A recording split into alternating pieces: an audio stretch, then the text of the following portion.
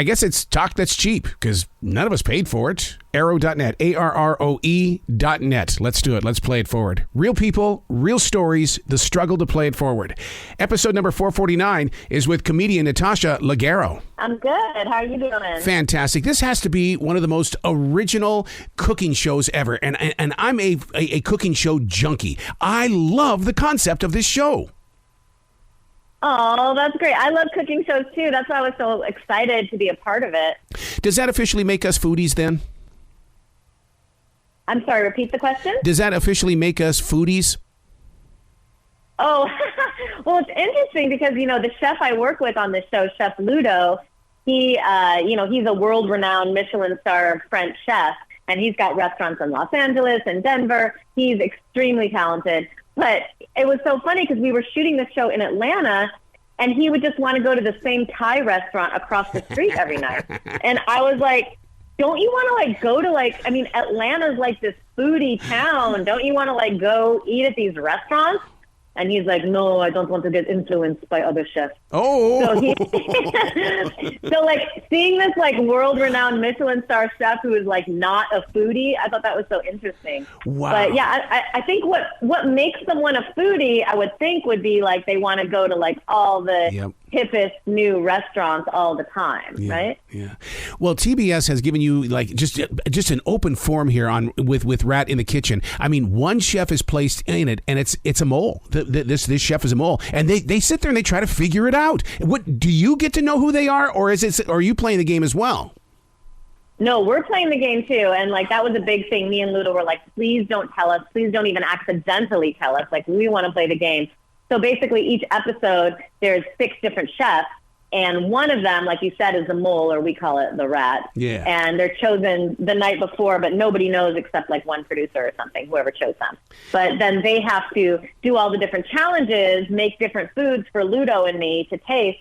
And if the food is disgusting and the rat, figured out how to sabotage the dish, then the rat will get money in their bank. And if the food is amazing and, the chefs triumph despite the rat trying to mess everything up, then the team gets the bank.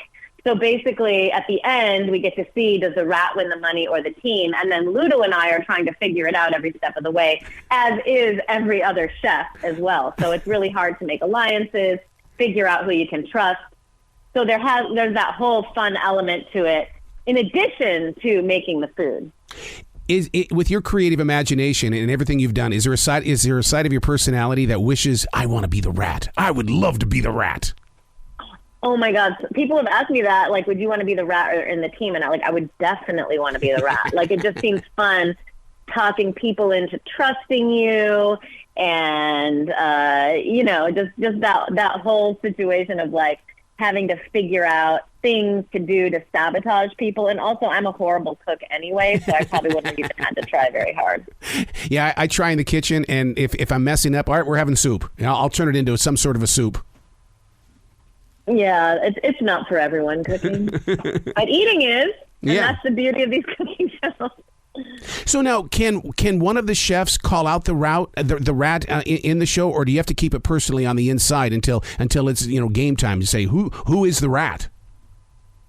Well, if you really know who the rat is, then you can tell the other chef and just inform them, I think that person is the rat, so don't trust them, don't let them touch this, don't let them be in charge of the grilling. I ate raw shrimp. People will be like, oh yeah, it's ready. And then, you trust the person because, there's a time restriction. So everyone's kind of, there's chaos in the kitchen. Do you feel that anxiety?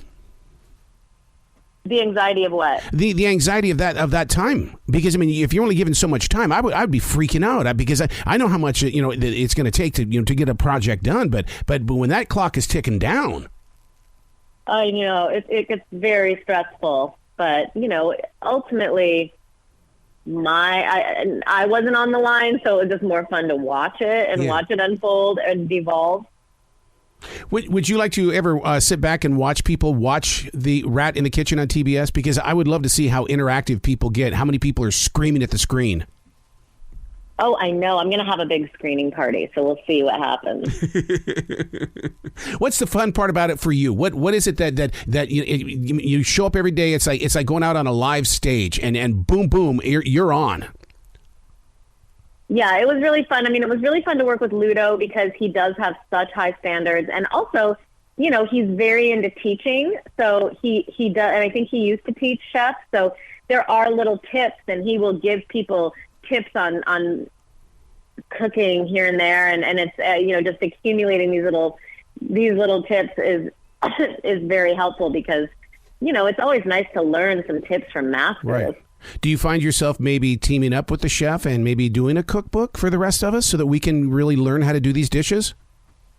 Oh, honey, nobody wants my cookbook, but Ludo is definitely writing a cookbook, and everybody should buy it. Because you're so active in everything, that from streaming to the comedy and stuff like that, where can people go to find out more about you and give you some love? And knowing you've got some merchandise that you can sell.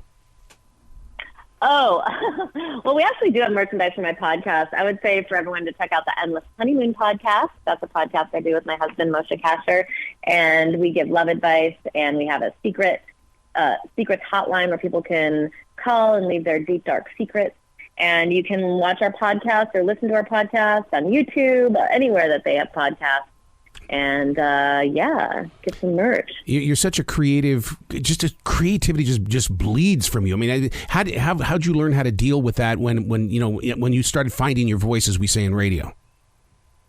Well, you know, that's so nice to hear, because as a performer and comedian and person in Hollywood, you always feel like you're not doing enough. You know, like, my friends will tell me, like, you're doing so much. And I'm like, really? I feel so lazy.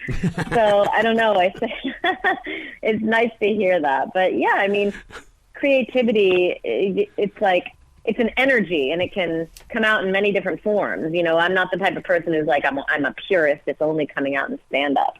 So there's a lot of different ways. Maybe I'll get into tap dancing soon. I don't know. Put it on YouTube and you'll have 1 billion viewers. That'd be nice. Yeah. Well, you've got to come back to I feel like I'd be worse at tap dancing than cooking, though. but follow the energy. Just follow the creative energy. That's what I would tell you. You're so true about that. That's why I have a podcast on iHeartRadio it's called Creativity, the Addiction. And that and the whole entire everything we talk about is that we are addicted to it, and we have to feed that monster. Now learn from it.